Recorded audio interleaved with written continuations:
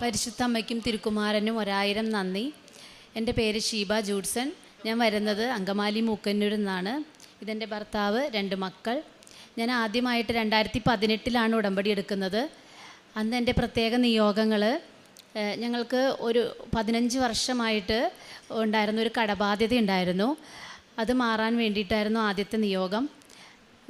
ഈ ഉടമ്പടി എടുത്ത് എല്ലാ ദിവസവും 5:30 പ്രത്യക്ഷീകരണ പ്രാർത്ഥന, ദിവ്യബലി, വിശുദ്ധ കുർബാന, കുടുംബ പ്രാർത്ഥനകൾ അതൊന്നും മുടങ്ങാതെ ചെയ്യാറുണ്ട്.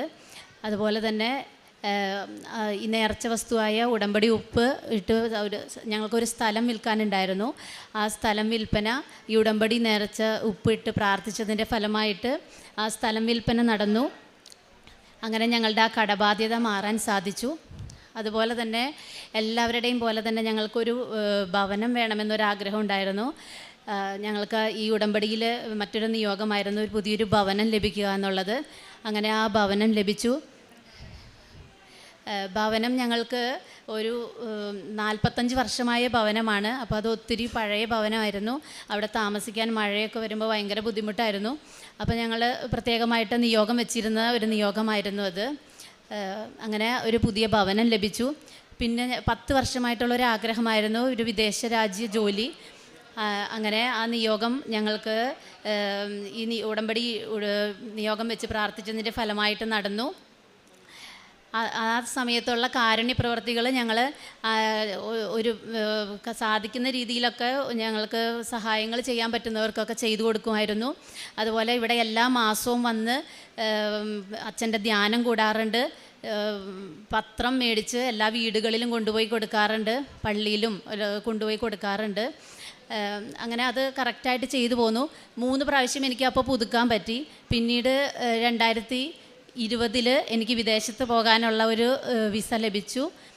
ഞാനിപ്പോൾ അയർലൻഡിൽ 3 വർഷമായിട്ട് അയർലൻഡിലാണ്. കഴിഞ്ഞ വർഷം ഞാൻ 2024 സെപ്റ്റംബറിലാണ് പിന്നീട് ഞാൻ വന്ന് ഉടമ്പടി പുതുക്കിയത്.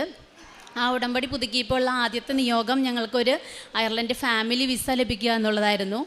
അതിൻ്റെ ഫലമായിട്ട് ഞങ്ങൾക്ക് അയർലൻഡിൽ ശരിക്കും ഞാൻ ഹെൽത്ത് കെയർ ആയിട്ടാണ് പോയത്. അപ്പോൾ അവിടെ ഫാമിലിക്ക് പോകാൻ പറ്റില്ല, ഹസ്ബൻഡിന് മാത്രമേ വരാൻ പറ്റുള്ളൂ.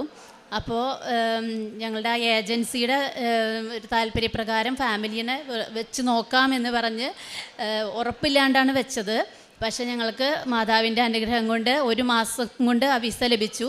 ആ വിസയ്ക്ക് പോകുന്നതിന് മുമ്പ് എൻ്റെ ഭർത്താവ് ഇവിടെ വന്ന് അച്ഛനെ കണ്ട് പാസ്പോർട്ട് വെഞ്ചരിച്ച് പ്രാർത്ഥിച്ചിരുന്നു. അച്ഛൻ തലയിൽ ബ്ലെസ് ചെയ്തിരുന്നു. അപ്പോൾ അതിൻ്റെ ഫലമായിട്ട് ഞങ്ങൾക്ക് അങ്ങനെ ആ വിസ ലഭിച്ചു. അച്ഛൻ്റെ ആ അനുഗ്രഹത്തിന് ഒത്തിരി നന്ദി. പിന്നീട് അതിൻ്റെ ഈ സമയങ്ങളിലൊന്നും ഞങ്ങൾ 5:30 പ്രാർത്ഥനകൾ മുടക്കാറില്ല. വിശുദ്ധ ബലി മാക്സിമം മുടങ്ങാണ്ട് നോക്കാറുണ്ട്. അച്ഛൻ്റെ ധ്യാനങ്ങൾ കൂടെയും അത് മറ്റുള്ളവർക്ക് ഷെയർ ചെയ്യാൻ ചെയ്തു കൊടുക്കാറുണ്ട്. പിന്നെ അച്ഛൻ്റെ ഡെയിലി ബ്രെഡ് മാക്സിമം മുടക്കാണ്ട് കൂടാറുണ്ട്. കാരുണ്യ പ്രവർത്തികളായിട്ട് ഇവിടെ വീട്ടിൽ ഒത്തിരി പേർക്ക് ഭക്ഷണങ്ങളൊക്കെ ഉണ്ടാക്കി വിതരണം ചെയ്യുകയും ഓരോ അനാഥാലയങ്ങളിലും ഒക്കെ കൊണ്ടുപോയി കൊടുക്കാറുണ്ട്. പത്രം എല്ലാ മാസവും വന്ന് ഉടമ്പടി പത്രം മേടിച്ചു കൊണ്ട് കൊടുക്കാറുണ്ട്. ഈ വിസയ്ക്ക് പോകുന്നതിന് മുമ്പ് ആ ഉടമ്പടി ഉപ്പ് പാസ്പോർട്ടിൽ വെച്ച് പ്രാർത്ഥിച്ചിരുന്നു. അപ്പോൾ അത് വലിയൊരു അനുഗ്രഹമായിട്ടാണ് ഞങ്ങൾക്ക് തോന്നുന്നത്. വേറെ ക്വയറീസ് ഒന്നുമില്ലാതെ വിസ ലഭിച്ചു. പരിശുദ്ധമ്മയ്ക്കും തിരുക്കുമാരനും 1000 നന്ദി. ആത്മീയ ജീവിതത്തിൽ കുടുംബ പ്രാർത്ഥന മുടങ്ങാണ്ട് ഞങ്ങൾ ചെയ്യാറുണ്ട്. വിശുദ്ധ ബലിയായാലും ഇത്രയും നാൾ കൂടാറുണ്ട്. പിന്നെ ഡ്യൂട്ടിയുടെ സമയങ്ങളിലൊക്കെ എപ്പോഴെങ്കിലും മുടങ്ങിയാലുള്ളൂ. അല്ലാതെ വിശുദ്ധ ബലി മാക്സിമം മുടക്കാണ്ട് നോക്കാറുണ്ട്. വ്യക്തിപരമായിട്ട് പ്രാർത്ഥനകൾ, ബൈബിൾ വായന, എല്ലാ ദിവസവും ബൈബിൾ വായിക്കാൻ സമയം കണ്ടെത്താറുണ്ട്. ഇപ്പോൾ വൈകിയാണെങ്കിൽ പോലും ബൈബിൾ വായിച്ചിട്ടേ കിടക്കാറുള്ളൂ. പിന്നെ ഈ പത്രം കിട്ടണം എല്ലാ മാസവും ഞങ്ങൾ വായിച്ചിട്ടാണ് മറ്റുള്ളവർക്ക് കൊടുക്കാറ്. അത് ഫോണിൽ എടുത്ത് PDF ഫയലാക്കിയിട്ട് മറ്റുള്ളവർക്ക് ഷെയർ ചെയ്ത് കൊടുക്കാൻ നോക്കാറുണ്ട്. ഞാൻ പോയപ്പോൾ അവിടേക്ക് ഇംഗ്ലീഷ് പത്രമൊക്കെ മേടിച്ച് കൊണ്ടുപോയിട്ട് അവിടെയുള്ള ഐറിഷിലെ ആൾക്കാർക്ക് കൊടുക്കാനായിട്ട് നോക്കിയായിരുന്നു. അങ്ങനെ ഒത്തിരി ആത്മീയ ജീവിതത്തിലും വളരാനായിട്ട് സാധിച്ചു. യൂതിത്തിൻ്റെ പുസ്തകം 9-ാം അധ്യായത്തിൽ 5-ാം തിരുവചനം അരുളി ചെയ്യുന്നു. അവിടുന്നാണ് ഇതും ഇതിനു മുൻപും പിൻപും സംഭവിച്ച കാര്യങ്ങളും ചെയ്തത്. ഇപ്പോഴുള്ളവയ്ക്കും വരാനിരിക്കുന്നവയ്ക്കും രൂപം നൽകിയത് അവിടുന്ന് തന്നെ. എന്തെന്നാൽ അവിടുത്തെ വഴികൾ മുൻകൂട്ടി ഒരുക്കിയവയും അവിടുത്തെ വിധികൾ മുന്നറിവോട് കൂടിയവയുമാണ്. വിശുദ്ധ ഗ്രന്ഥത്തിൽ യൂതിത്തിൻ്റെ പുസ്തകത്തിൽ യൂതിത്തിൻ്റെ പ്രാർത്ഥനയുടെ ഒരു ഭാഗം മാത്രമാണ് നാം ശ്രവിച്ചത്. തങ്ങളെ നശിപ്പിക്കുവാൻ വന്ന ശത്രുക്കളെ എങ്ങനെയാണ് യൂതിത്ത് തൻ്റെ ദൈവത്തിൽ ആശ്രയിച്ചുകൊണ്ട് വിവേകപൂർവവും ബുദ്ധിപൂർവവുമായിട്ട് തനിക്ക് ദൈവം തൻ്റെ കൂടെ സഞ്ചരിച്ച വഴികളിലൂടെ, തന്നെ നടത്തിയ വഴികളിലൂടെ നടന്ന് കൃപകൾ നേടുന്നത്. അതാണ് നമുക്ക് ആ അധ്യായം മുഴുവനും കാണുവാൻ കഴിയുക.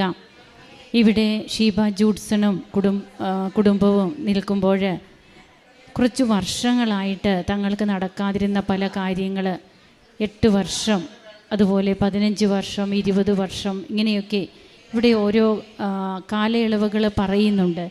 ഇതൊക്കെ തങ്ങൾക്ക് നടക്കാതിരുന്ന ഓരോ അവസ്ഥകളാണ് ഉണ്ടായിരുന്നത്.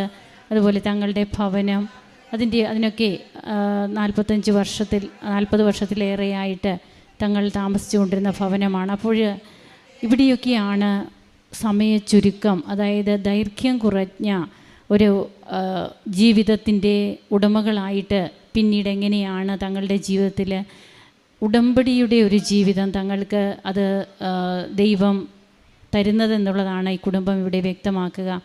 ഇന്ന് അയർലൻഡിന് പോകുന്നതിന് ഇവിടെ വന്നതെന്ന് സാക്ഷ്യം പറയുമ്പോൾ ഫാമിലി വിസ തങ്ങൾക്ക് ലഭിച്ചതിൻ്റെ സന്തോഷം പങ്കുവയ്ക്കുകയാണ് ഈ കുടുംബം.